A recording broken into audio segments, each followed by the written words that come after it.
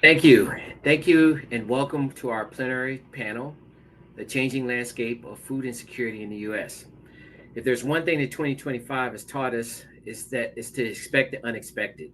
When our team first started planning this session months ago, we imagined we'd be touching mainly on the impact of the One Big Beautiful Bill. We thought maybe we'd touch a little bit on the implications of MAHA. But what we didn't imagine was that we'd be coming out of the longest government shutdown in U.S. history, a shutdown that had us in October fighting to keep WIC funded, and then immediately pivoting to make the case to fully fund SNAP in November. And now the shutdown has ended, we know that the ripple effects are far from over. Families are still facing unknown delays in SNAP benefits, and to that continued rise in food prices, and it's clear that the pressure on families and communities isn't letting up anytime soon. All of this makes today's discussion especially timely as organizations and communities across the country work to navigate these new realities. Now, I'm joined today by a terrific group of experts from across sectors who will help us unpack where we've been, where we are now, and what will it take for us to move forward. Joining us today, we have Jeremy Everett, founder and executive director at the Baylor University's Collaborative on Hunger and Poverty, Monica Gonzales, Director of Congressional Relations at Feeding America, Stephanie Johnson, Vice President of Government Relations at the National Grocers Association, and Sakeenah Shabazz, Deputy Director of the Policy and Research Institute at Bread for the World. We're going to ask each individual a certain level of questions where they'll talk a little bit more about the work and how this is impacting, how the policy changes are impacting food security in this country. We'll start with Sakeenah. Sakeenah, I would like for you to provide an overview of the One Big Beautiful Bill Act and the AMAHA agenda and talk a little bit about how these policy changes are impacting the world we live in right now. Terrific. Thank you so much, Eric. Good morning to you all. It is really an honor and a privilege to be here. As was mentioned before, my name is Sakeenah Shabazz, and I am the Deputy Director of the Policy and Research Institute at Bread for the World. I have a handful of bullet points that I'll be reading from to you all this morning on the One Big Beautiful Bill Act, priorities that are reflected in the MAHA report, and then also putting just a little bit of context to the government shutdown that we just came out of. And in providing this context, it really is to tee you all up for the rich conversation that the rest of the panelists will be sharing with you all with our time this morning. I'll get started on the One Big Beautiful Bill Act. I'd like to say that that is the official name of the bill that was passed on July 4th this year, this past summer. It's also commonly referred to as HR 1. And the provisions in that bill that we really paid a lot of attention to pertain to SNAP, or the Supplemental Nutrition Assistance Program, which is a program that I know a lot of folks present today care a lot about, have advocated for over time, and really want to see preserved going into the future. One of the challenges to that is that the One Big Beautiful Bill Act in the final text will cut SNAP close to by $187 billion over the next 10 years. That is the largest cut to SNAP in the history of the program and will make participation very challenging and will also be very challenging for states to effectively administer the program going into the future. I want to talk a little bit about what some of those cuts will look like that are articulated in HR 1 that relate back to SNAP. A lot of it has to do with how states are able to administer the program. There are two cost-sharing pieces that are really important to point out. One has to do with the administrative expenses, and one has to do with the actual costs of the SNAP benefits that go out onto EBT cards.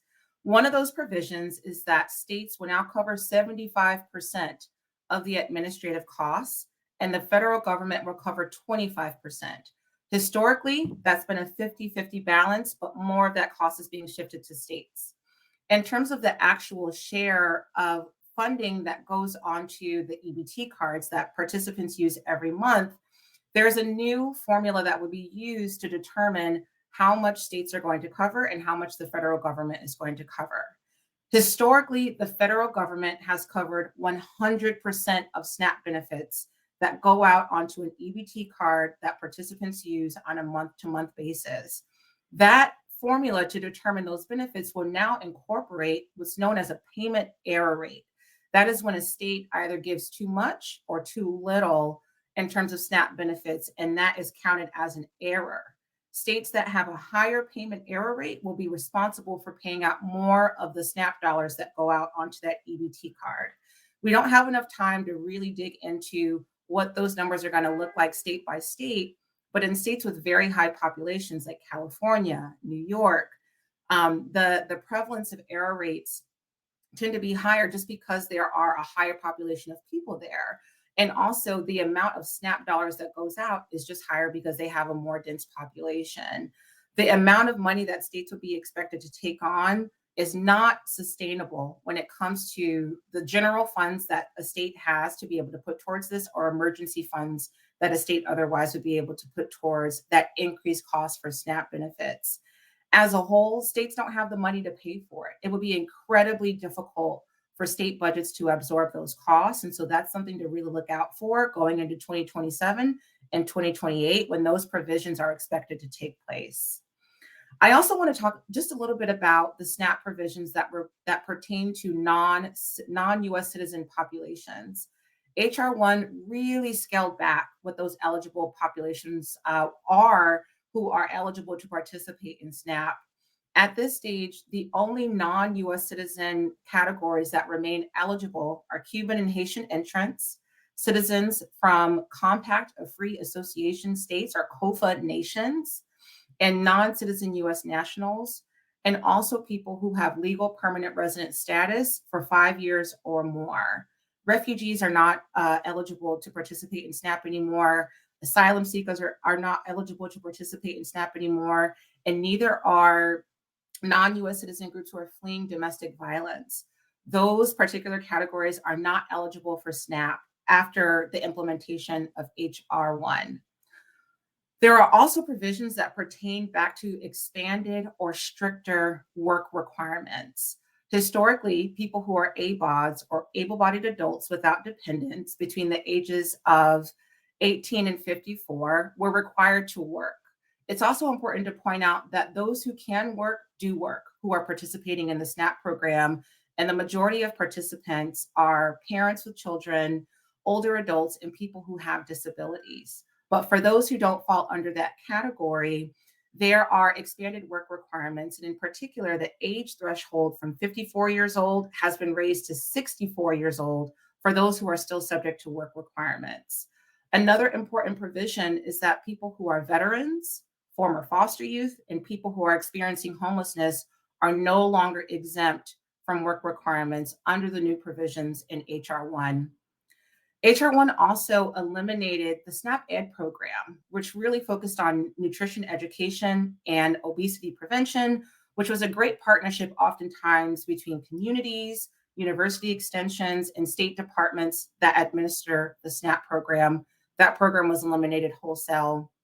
And then also the Thrifty Food Plan, which helps to set the formulation for how much actually goes out in terms of SNAP benefits. That calculation has to be kept cost neutral going into the future, given the provisions that were passed in HR 1. Lastly, I will be very remiss not to mention Medicaid.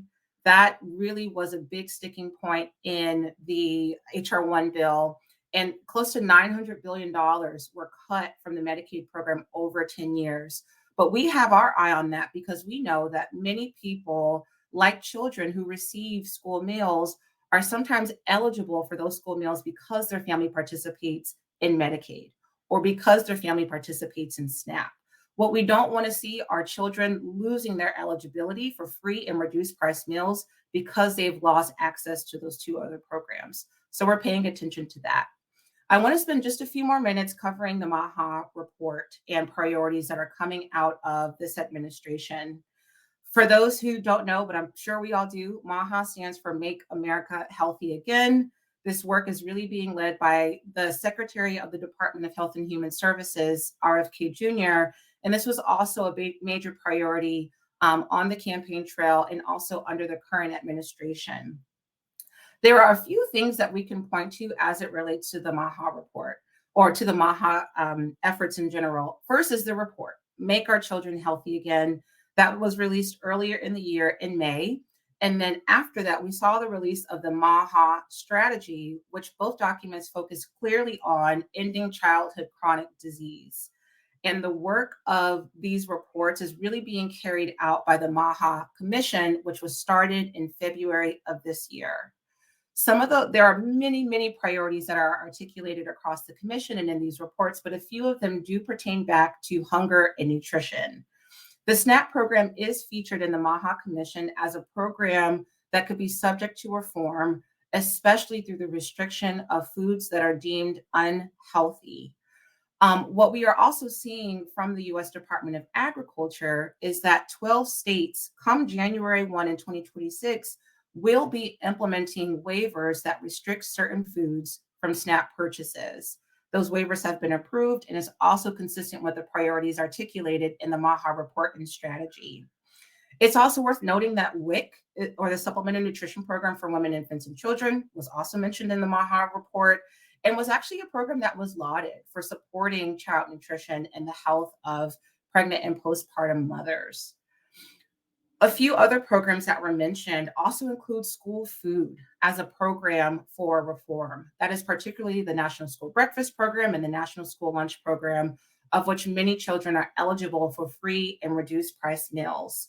There is an emphasis within the report pertaining to the dietary guidelines for Americans, which set many of the nutrition standards for child nutrition programs, for specifically school breakfast and school lunch. There was also attention to ultra-processed foods, which are a big priority for HHS through the MAHA Commission, in making sure that foods served in school meals have fewer ultra-processed foods, and really just an emphasis on providing what they're calling whole and healthier foods in school meals. The Commodity Supplemental Food Program was also mentioned, which is a program that provides commodities and foods to older adults. There is mention of replacing that with what they're calling MAHA boxes. And so those are some of the things to pay attention to that reflect priorities related to food and nutrition that are also pertinent to this gathering. And there's a lot more to be seen in 2026. The last thing I just want to mention is that we are coming out of the longest government shutdown in history. It lasted 43 days from October 1st to November 12th and presented challenges across our country, especially for federal workers and also for people who rely on the SNAP program and who rely on the WIC program. SNAP and WIC were front and center, especially as appropriated funding from the previous fiscal year was set to run out. We never want to see that happen. And for the first time in history of the SNAP program being operated, SNAP benefits didn't go out on the 1st. We have heard the stories of how challenging that has been and how fearful that has made a lot of people. But with the government reopened, SNAP is scheduled to be back and up and operating. WIC is fully funded. And also the USDA released guidance yesterday for states on how to get out that November issuance for SNAP participants. The last thing I'll mention is that the work requirements from HR 1 have been delayed to December 1st because the SNAP payments for November were delayed. There's a lot more to be seen from this, but this was a really challenging time. But I want to commend everyone here and the organizations present for using their voice to encourage Congress to work in a bipartisan way to reopen the government. That's what we're seeing now. There's much to be ahead, and I hope this was helpful framing for our speakers coming up. Thanks all. Thank you, Sakeenah. That was a great breakdown of how these very complicated policy changes and proposals are going to impact us on our day-to-day lives and in real life experience. Stephanie, I want to turn it over to you to talk a little bit about how is this impacting, kind of on the tail end of what Sakeenah just said, how does this impact the retailers and grocers that you guys represent? Thanks, Eric. Thank you for having me today. And let me just take a moment and I will share my slides. Let's see. That is not sharing the right screen. 1 second. Let's try it again.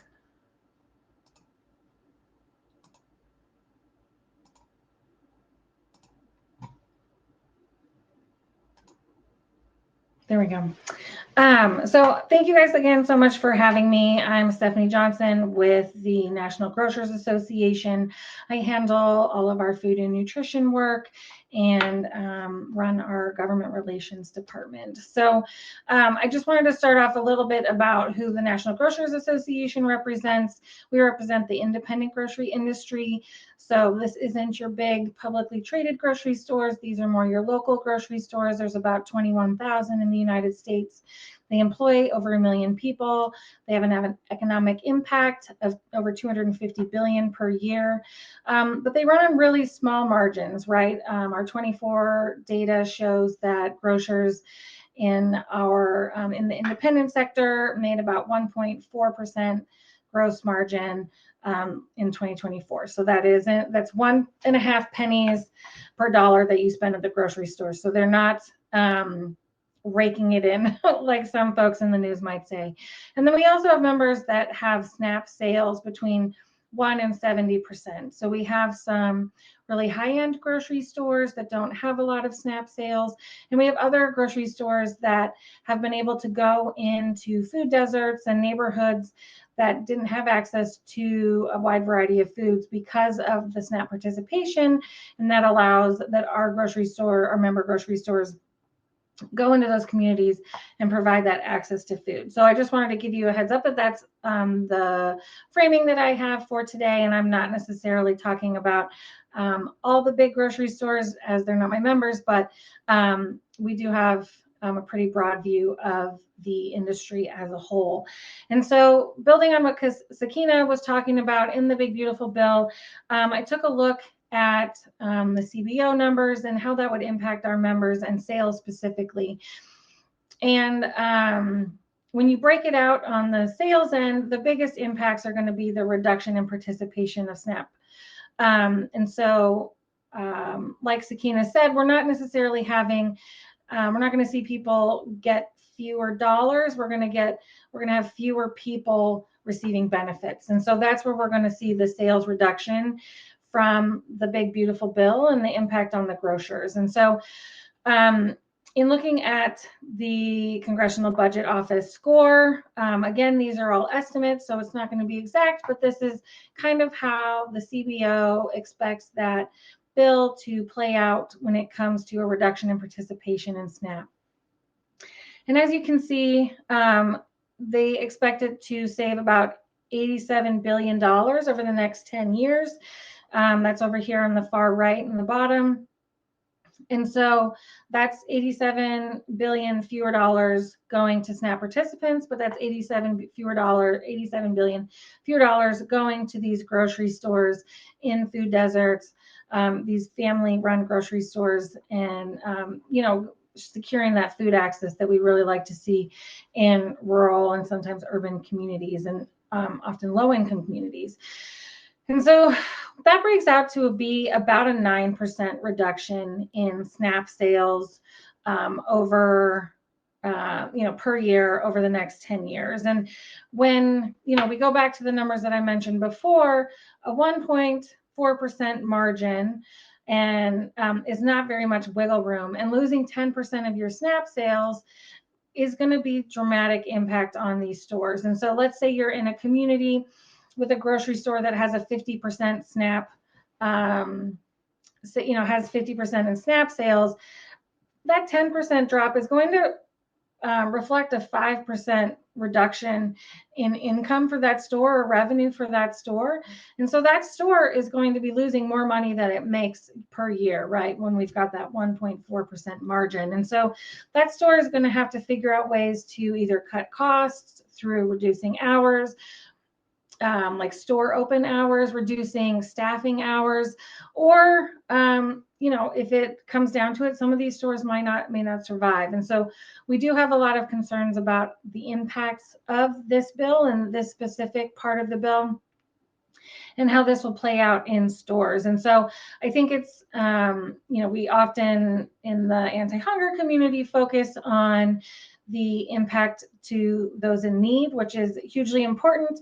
But I always try to bring this economic impact piece in as well, where we know that these grocery stores create jobs in their community, and they help folks in those communities who have those jobs pay taxes, pay for their food, pay for their housing, and are really part of the circular economy when it comes to local communities, including through paying taxes for state and local infrastructure and things like that. So SNAP, it has such a broader impact than just being able to feed those 42 million people.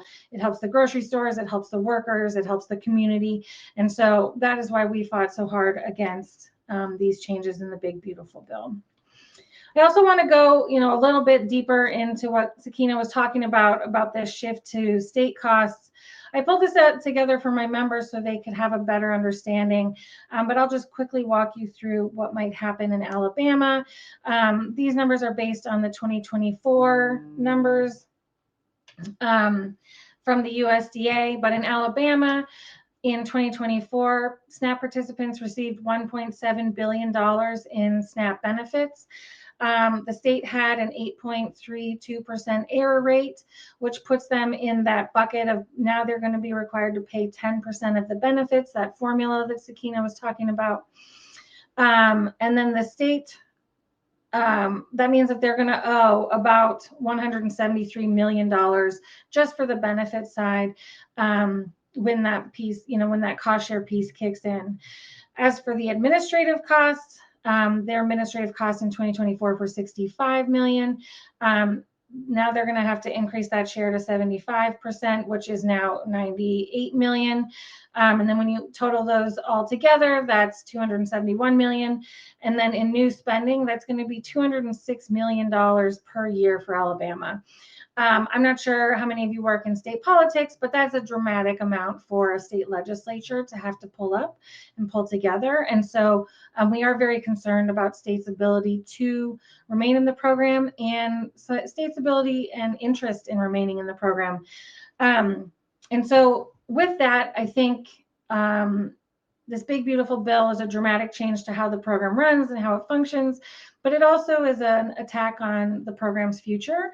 And I'm very concerned about all the other attacks that are also happening. So I did want to flag the SNAP restriction waivers that are happening across the country. Currently, there are 12 approved SNAP waivers. Basically, what's happening is states are applying to restrict what folks can buy with their SNAP dollars. And while this might be under the umbrella of Make America Healthy Again, what we see is this really increases complexity of the program to the point where folks don't want to participate anymore. And that's both SNAP participants, but SNAP retailers as well. And really that ends up being the main goal a lot of times when we're talking about the SNAP program, is just making it too difficult for states and participants and retailers to remain in the program. So we've been tracking this situation closely and are working with our members on it, but NGA has a SNAP waiver tracker. If you're interested in looking at this, you can go to our homepage and then drop down, I think it's under advocacy and food and nutrition, and you'll find a link to this tracker. But we're trying to keep an eye on what all these different states are doing. I just saw today that Vermont also submitted a SNAP restriction waiver. And through this tracker, you'll be able to see, this is obviously more retailer focused given who our members are, but it'll show you which foods they're planning to restrict and the implementation date on those restrictions. And I think this is, I point out these SNAP restrictions as a reminder that this is a larger attack on the SNAP program. We're looking at seeing SNAP fraud being really attacked next week and moving forward. And I think what the administration is considering as fraud might not be what the rest of us are considering as fraud. And so I think there's going to be a lot more focus on trying to reduce this program dramatically and make it so complicated that states want to opt out. So I'm happy to talk further about this, and I'm sorry I don't have more positive things to share, but that's kind of the impact that we're seeing on the retail points. and looking forward to the discussion moving forward. Thank you, Stephanie. And I know there were some questions around whether if these slides can be available after the session. I think I have yes, those up in the blog, so I can share that link with you guys so you can take a look at that. Thank you. I'm going to turn it over to Monica. I mean, pivoting off of what Stephanie and Sakeenah are saying, you represent a coalition of organizations that are really on the front lines of food insecurity in the U.S. And so, can you talk a little bit about what you're seeing as it relates to these policy changes, and maybe even touch on what are some of your concerns around these policy changes?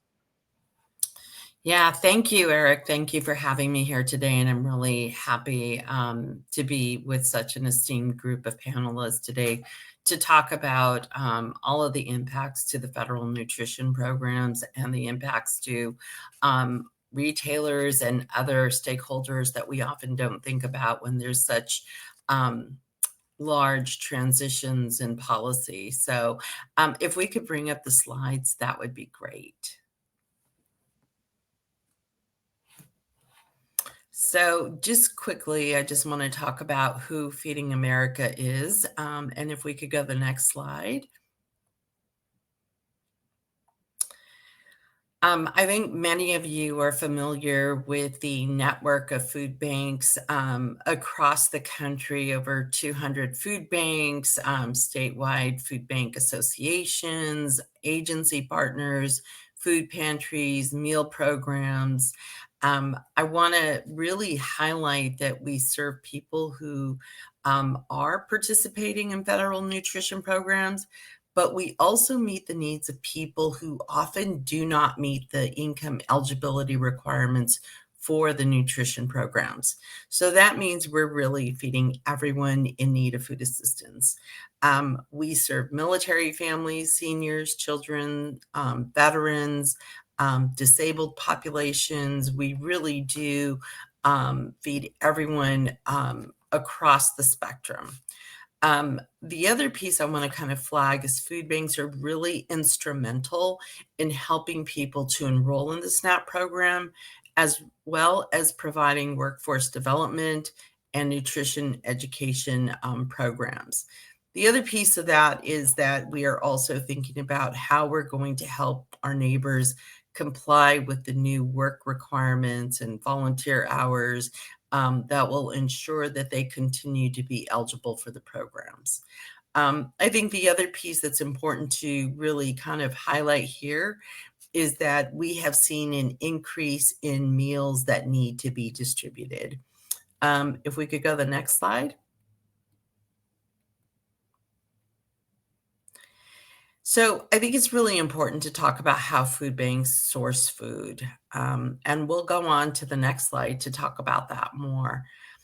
We source food from farmers, government agencies, manufacturers, retailers, some of the independent grocers that Stephanie was just talking about.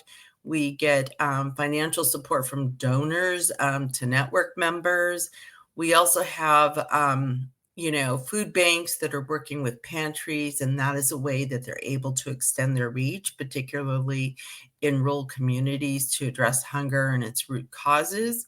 And we advocate for policies like SNAP, CSFP, school meals that really help us to make sure that the entire continuum of food programs that provide food assistance is really strong and able to function in a way that really meets the needs of all communities. Next slide. So this is really an important slide here because I think it really kind of tells the story of the food that we have always relied on to help meet the needs of people who need food assistance, but also what we're looking at in terms of less food. So let's talk about what has just happened. I think the prior speakers have really laid out and framed what the impacts of HR 1 is to the programs and to communities.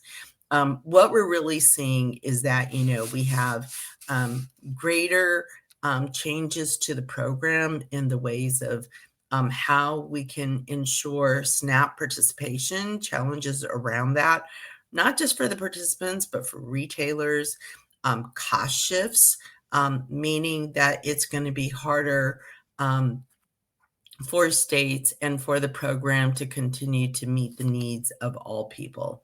The other thing is the restrictions or the SNAP waiver restrictions that are going to restrict the types of food that is available for SNAP participants, making it harder for retailers to be available to SNAP participants. The other thing I just kind of want to flag here is, well, all of that is happening and we're seeing all of this change to the SNAP program. Food banks are getting less food. So when you have big changes to a program like SNAP, where it is harder for people to enroll and participate in the program, they're going to go somewhere to seek food. And that is what we saw with the government shutdown. When people did not have those SNAP benefits available to them November 1st, when we had a whole workforce of federal employees who were not getting paid and not able to basically enroll in any other federal programs, then they're coming to the food banks. And we're at the same time meeting the daily demand for food assistance. So we had 3 big populations coming to the food banks all at once. You can imagine that it really put a stress on the charitable food system. Food banks were ready for this. They were planning for this, but it doesn't make it any easier. And so what we have seen is less food coming to the food banks. We know that LFPA was canceled. We know that the TFAP funds through CCC were also canceled. We're seeing less food through Section 32 bonus buys. And I think we're also seeing that TFAP entitlement food also at the lower end. We're not anticipating that we will get any more food coming 2026. We were down this year. We project that we will continue to be down in the coming years. That means that food banks are then at the same time having to do more work to be able to fill that gap. And what that means is that in times that we just saw in the last 40 days, food banks were actually dipping into their reserves, into their own operating budgets to purchase food to meet the demand. But yet they were still running out of food. And at the same time, the lines only got longer. So what this means is that when you are looking at the entire food system, it's really important that we're not looking at these changes in isolation, that we're not looking at SNAP changes as just an impact to SNAP, that we're just looking at the fact that food banks have less USDA food, that we're looking at it in its entirety, that we're actually seeing that the food system, the charitable food system, the food assistance programs, whether it's CSFP, whether it's school meals, whether it's SNAP, all of these programs work together. It is a continuum that ensures that people are able to thrive through nutritious food. And what we're seeing right now is that the food system is fragile, that we are seeing that there's lots of impacts coming, but they're also coming for the food banks too.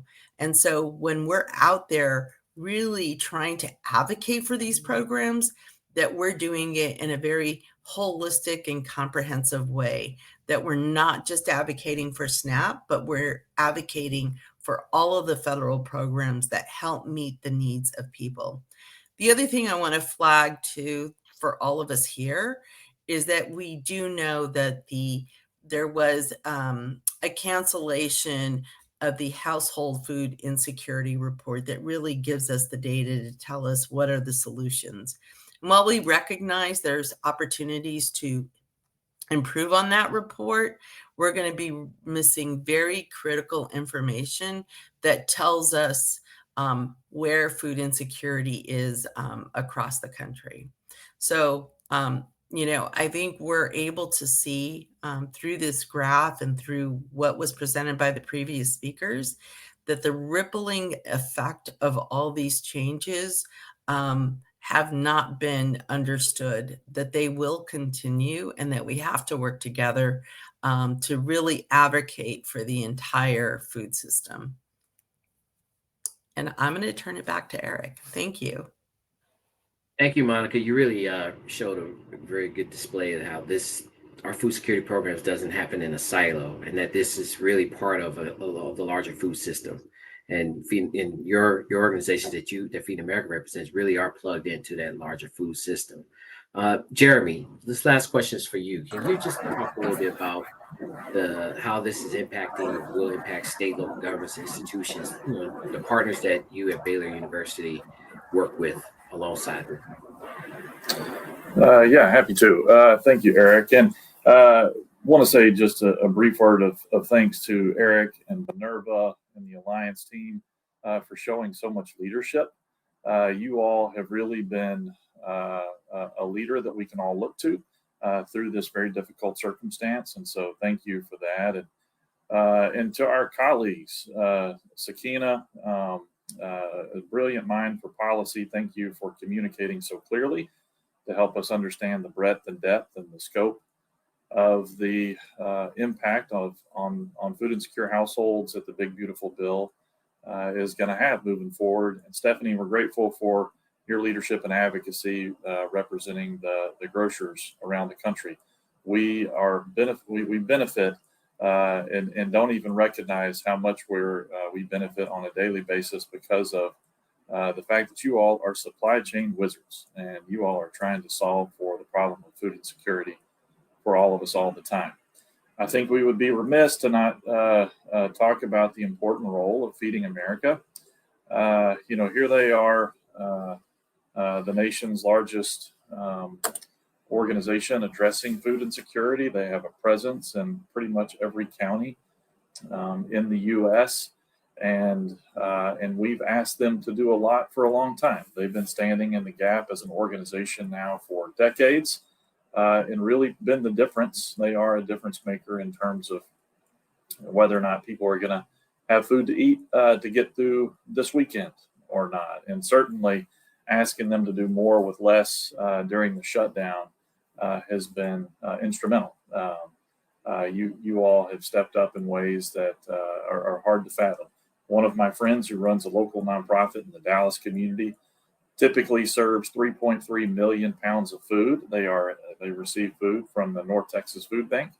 They serve 3.3 million pounds of food on an annual basis. And over this past month and a half during the shutdown, they served 3.8 million pounds of food. And so that couldn't be done without the work of the Feeding America Network. So thank you, Monica, and to your team for filling that gap. I think, it's important. So the Baylor Collaborative on Hunger and Poverty is a research and development shop in Texas. Now we work nationally with the scope of our research and some of our interventions. But our mission is to cultivate scalable solutions in hunger. So we're looking for what's working in South Texas. It might work in North Texas or East Texas that we could scale to Iowa or Anchorage or Guatemala or the Sierra Leone. And when I think about the impact that this is going to have on local communities, I want to start first with the household level. So right now, the federal minimum wage is still $7.25 an hour. If you are able to get 40 hours of work a week, 52 weeks out of the year, you're still bringing home less than $15,000 a year. So households are forced to make trade-offs every month. They have to decide, are they going to pay for rent? Are they going to pay for transportation costs, childcare costs, medication costs? Are they going to pay the light bill? Or are they going to pay for food? And so we know that food insecurity spikes towards the end of a pay period because families have to make food that trade-off. Because if they don't pay rent, they get kicked out of their home. If they don't pay their car payment, their car is going to get repossessed and they're unable to get back and forth to work. And so when we think about the impact of SNAP on the local household, oftentimes it represents the majority, if not the totality, of their food budget on a monthly basis. So ensuring accessibility to that household, to these resources, and ensuring accessibility to grocery stores that will continue to take and participate in the SNAP program are a critical lifeline for low-income households around the United States. So I want to get granular just for a second. So if we think about, Baylor University sits in McLennan County. In McLennan County, I'm going to paint a picture for what it looks like on a county level for the potential impacts of the Big Beautiful Bill. We have 31,000 people who live in our little mid-sized community that participate in the SNAP program. Now, over 20,000 of those are children and the elderly. Of those communities, we have about an average household benefit of $356 per household participating in the SNAP program in our community, which brings in about $5.3 million a month into our community through that program. When you think about the economic stimulative effect, conservative estimates are that it has for every dollar that comes into the community through the SNAP program, it has $1.55 worth of economic stimulative effect. So we're looking at about $8+ million that come into our community on a monthly basis. So this past month, when we had delayed SNAP accessibility for our community residents, that's the kind of impact that we were looking at on our economy.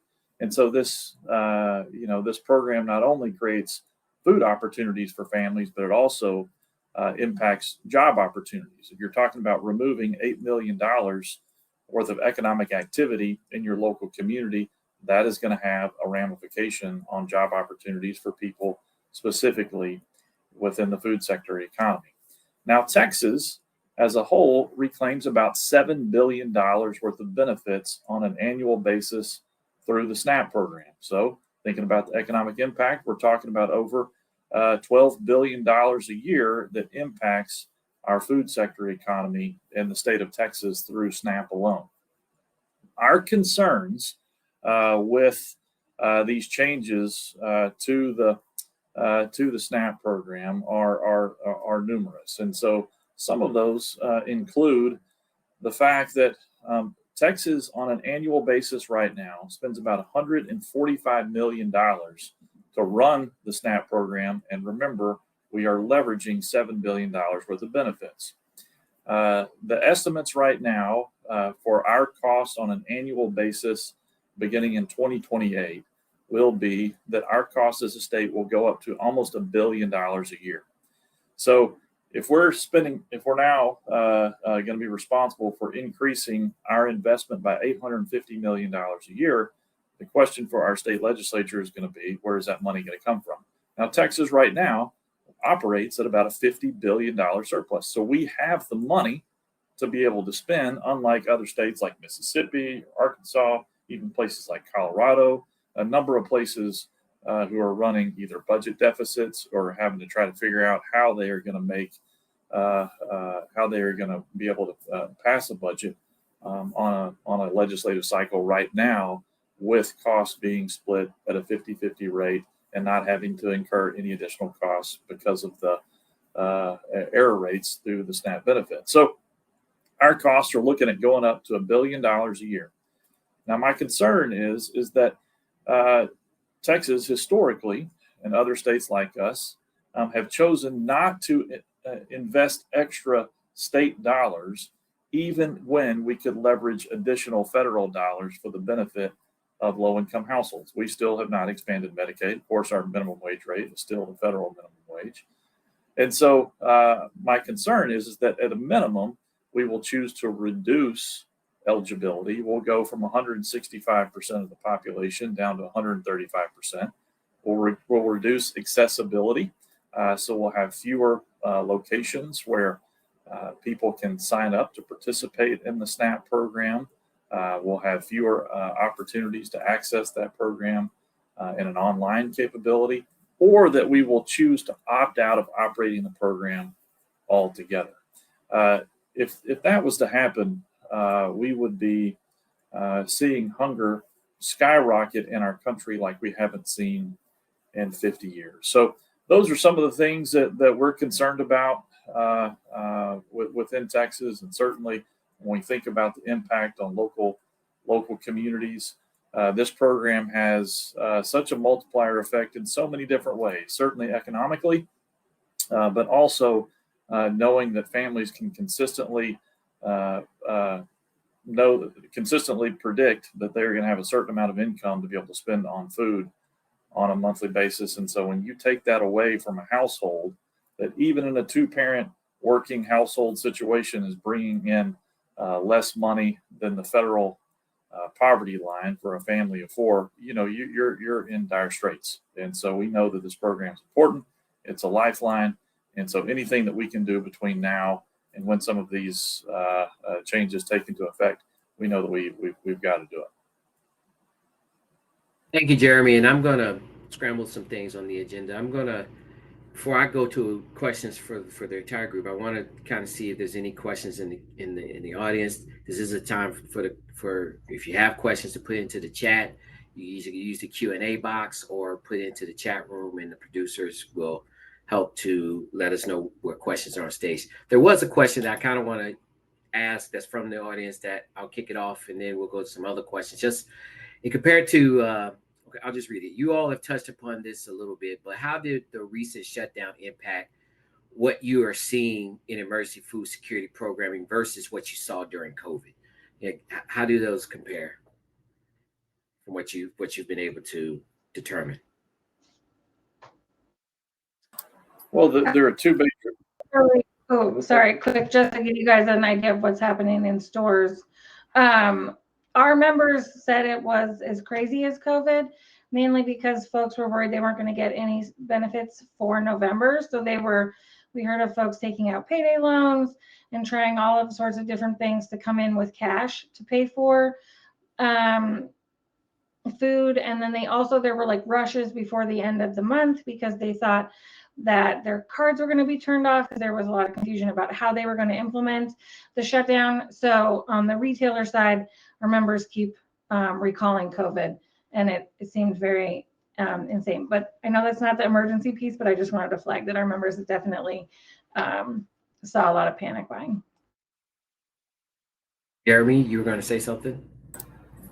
Well, yeah, and I'm sure Monica can speak to this more knowledgeably than I can. But supply chain was considerably disrupted during the pandemic, and so the supply chain right now is strong. And so the major difference is that we saw an influx of resources into our charitable food system to be able to address growing rates of food insecurity during COVID-19 in ways that we are seeing the opposite now. So now the supply chain is strong, but the resources aren't there to be able to provide the food to families that need it the most, if that makes sense. Yeah, I'll just say I think the difference that we all saw was that we didn't see a threat to SNAP. We utilized every program that we had available to us during the pandemic to ensure that people had access to food and were getting food assistance. It was quite the opposite during the shutdown in that we were really looking to make it hard on people and not utilizing all the tools in the toolbox to be able to ensure that people had food assistance. I think turning off SNAP was really, it's a wake-up call for the anti-hunger community to, one, not take for granted that there is an understanding of what these programs do and why they're there and the overall economic stimulus, and also to how the charitable food system works. I mean, food banks were ready for this. We respond to disasters. We responded during the pandemic. But we have to understand that feeding people through the food bank system is not efficient. People do not have time to stand 3 hours in line to get food. It's not a complete meal. So I think the challenge is really on us to really develop and to really make sure that we are responding to a negative narrative that we're putting out the right narrative for people to truly understand. And I think we're seeing this now in some of the recent announcements around trying to address fraud by the administration as it relates to SNAP, which is really troubling, and not understanding that, people have to meet an income requirement to be eligible for SNAP and even for TFAP foods. So all of these programs have eligibility requirements that people struggle to meet even today. So I think really it's up to us, where I think the narrative during the pandemic was, wow, look at these programs. They're amazing. We averted what could have been a real disaster as it relates to people getting access to food and having what they need. And here we are trying to make sure that people fully understand that these programs are vital for a lot of families who are working and just barely making ends meet. And Monica, you really tail into one of the questions that I have is, and this could be for the entire group. Are you seeing? It seems like there's a philosophical shift in how the nation responds to food and nutrition security. Are you guys thinking that this is a temporary anomaly, or does this represent a deeper trend on how we view hunger in America? I think it's been a growing perception, and it's really rooted in deservedness. Who deserves this? Who deserves Medicare? Who deserves Medicaid? Who deserves SNAP? And that has been an ongoing narrative, that we have probably not done a very good job of really countering the my tax dollars paying for. So there is a perception and a narrative around low-income people that is both punitive and rooted in anti-Black policies from the 1940s and 50s that we have yet to really overcome and understand how that still continues. And so we need to help people to understand that SNAP participants, people who come to the food banks, are working. They could be the nurse's aide in a home nursing facility. They could be the school bus driver. They could be everyday people that we encounter all the time. But we create a perception of low-income people and who deserves what, that I think we have to do a better job of really tackling and addressing and telling the story of the people that we serve, because they are everyday people that we come across. They are the barista at Starbucks. They are the person at Subway. They are the grocery store clerk. They are the security guard standing outside our kids' schools. So we have to do a better job of really helping people to understand who needs food assistance and why. Eric, can I chime in on Yeah, that just very quickly? please. Please do. I think there's a lot to look out for going into 2026 in particular. We all touched on the passage of HR 1. The suspension of the household food security report was highlighted, but I just want to put into contrast, or to hold at the same time, that there are legislative actions that happen within Congress, and then there are administrative and executive decisions that happen at the level of USDA. And those don't always get the same attention. A lot of folks in our space work in advocacy. They are very galvanized to pay attention to what their elected members are doing, but it's very quiet when it's just a press announcement that comes out from the USDA announcing how a program might fundamentally change, or announcing how the entire US Department of Agriculture might be reorganized, and the downstream implications that will have on how programs run. And so I think to the question of, is this just a sort of blip, or is this something that's changing? There are some fundamental shifts happening with how our federal nutrition social safety net is operating. And I think that a lot of our constituents will be turning to us to understand those changes. And I think it's just a lot to hold in balance, but I do think it's going to set the tone for a very different experience of how people access these programs going into the future. Yeah, I want to build on that, Sakeenah, that I had a human rights attorney from the Middle East in my office a few weeks ago. And here he is, he's working in some of the most war-torn, difficult circumstances around the world.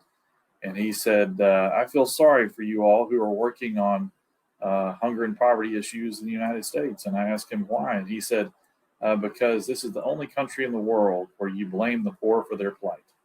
And it's so much more difficult to work to address these issues here. And I do think we're seeing, what probably was apathy for decades in terms of our maybe our lack of coordinated response to address hunger has become active antagonism.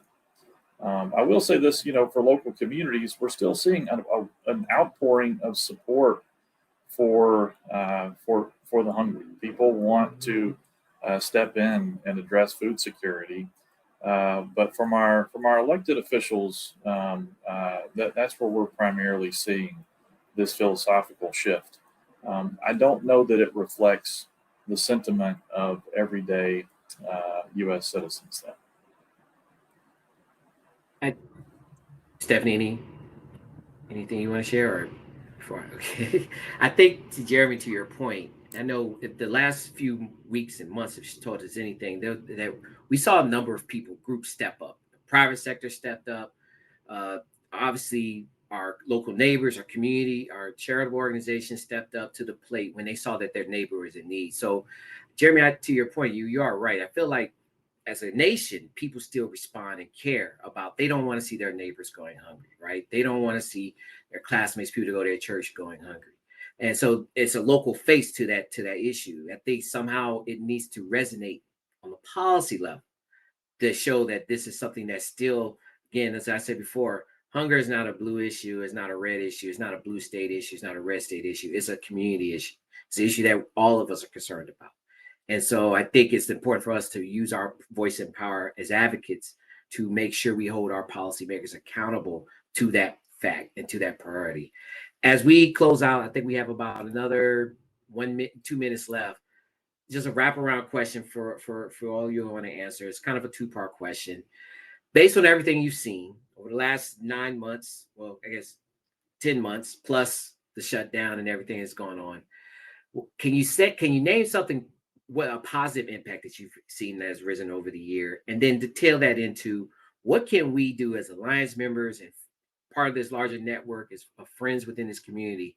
What can we do together to build and rebuild the efforts to reach food security in this country? So that's kind of like a two-part question. What are some positive things you've seen as a result of all this chaos? And then what can we do to make it better, basically? I'll chime in quickly. I think that the drumbeat to have full funding for WIC has stayed steady. And we are seeing that with the continuing resolution that reopened the government. And so to see full funding for WIC be a persistent ask and bipartisan effort is really encouraging. And I think one lesson learned from this time is that states know how to galvanize, they know how to organize. And I think it's on the organizations in Washington, D.C.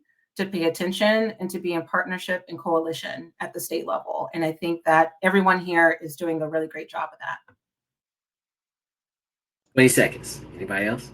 I would like to piggyback on that. I think a lot of the MAHA movement and the work around SNAP has really effectively torn apart historical coalitions. And I think that we need to fight to make them strong again, because that is the only way we're going to get through this is together. And so we have to somehow bring those coalitions back together that have been kind of purposely and kind of brilliantly torn apart this year. So I definitely agree that's a huge opportunity. And then I think, my one bright spot is I feel like there's been a lot of transparency this year. And whether that's good or bad, good and bad ways, I think that transparency has been really helpful in keeping us all, like, we've done just a really great job at information sharing and trying to keep everyone moving in the same direction. So I think even though our coalitions are having, they're a huge opportunity moving forward, I think we've all been doing a really great job communicating with one another.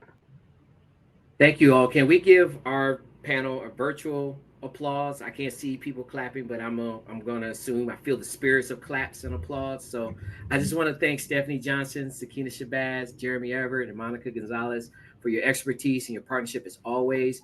You all, the four of you, are really key pillars of this community and really on the front lines in this fight to end hunger. And we just thank you for giving us the time.